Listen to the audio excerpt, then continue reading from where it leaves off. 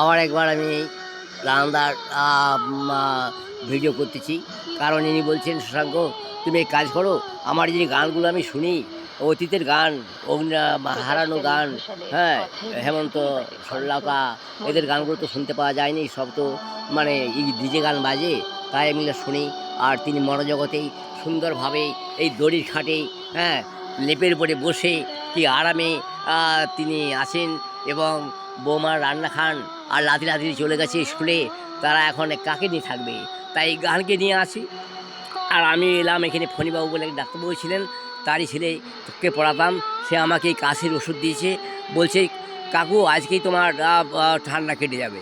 হ্যাঁ, সেও ভালো ওষুধ দেয়।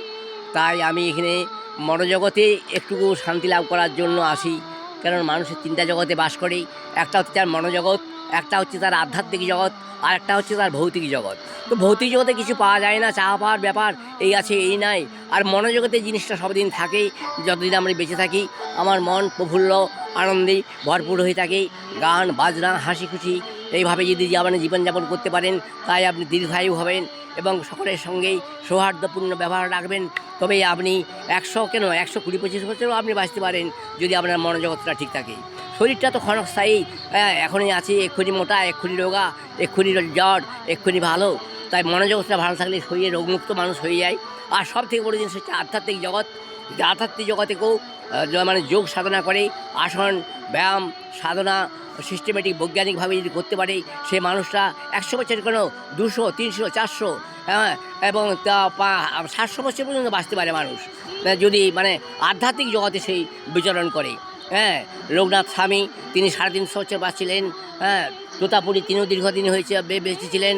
যত সমস্ত মনীষী ছিলেন তারা কেউ 100 নিচে মারা যান না। কেবলমাত্র বিবেকানন্দ তিনি মানতেন না এই সমস্ত খাওয়া দাওয়া, তিনি মাছ মাংস সব খেতেন, তাই তিনি অল্প দিনে চলে গেলেন। তিনিও রাজ্য করতেন, কিন্তু তিনি খুব ডেসপারেটভাবে থাকতেন যে শরীরটাই তার সব কিছু।